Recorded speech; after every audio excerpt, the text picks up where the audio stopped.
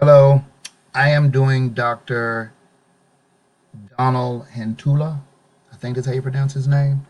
Um, what I learned most about this author is that all of his research has been done on humans, and it's about reinforcement in human behavior, how we interact as humans in society, um, how we interact with coworkers, how we interact as far as purchasing items and things of that nature.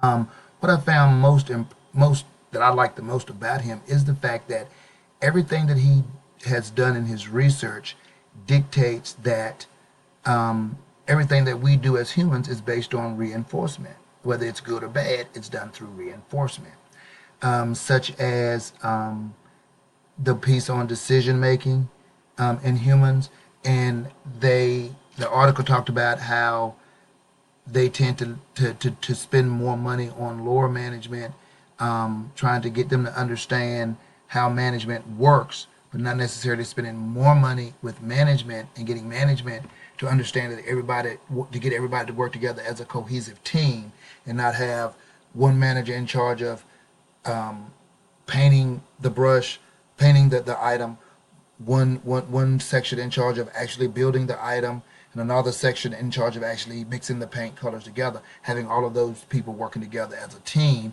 you could get a better product out and get the product out probably faster. So I learned that he definitely understands or is trying to understand how we work together as humans. I think his contributions to ABA for me personally were that he demonstrated how, regardless of the reinforcer, people still tend to do certain behaviors that does bring a reinforcer somewhere down the line. It might be a delayed type reinforcer, but the reinforcer comes. And when I think of that, I think of gambling. I think of a person going to a casino, pulling that handle. They may not necessarily get anything then, but they do in time get a reward, and that reinforces them wanting to be able to pull that handle. Again, that may not necessarily receive a payoff. Um, he also talked about um, the evolutionary perspective of things and how certain things are in us without us having to necessarily know about them, is the way I understood it to be. Meaning,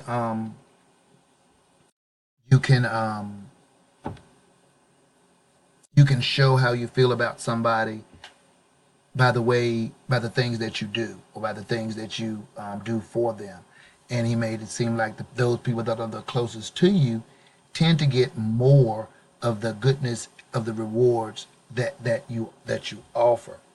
And the piece that I liked the most of what he contributed for me to ABA was the graduate students that were getting ready to take coming up on an exam, and how they went to this lab and used this lab as their exam study place, study room, and they were given, he called it covert and overt questions, and the overt questions were basically, if you have a number line and the number line is 1 2 3, what is the next number? And then they give you options 4 7 8 12, and you click on the right response to get you click on the response that you want to give to see if your answer is right. In doing that, that is the overt way, because everything is out there and it's laid out, and you click on the right answer. When you click on the right answer and click next, it automatically tells you, hey, you got the right answer.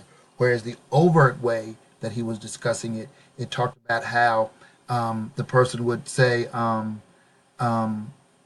in the number line 1 2 3, what comes next, and it doesn't give you anything to choose.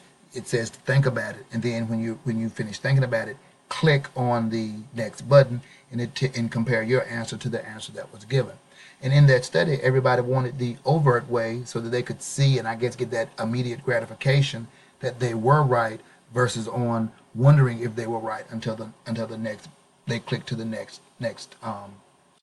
phase, the next button.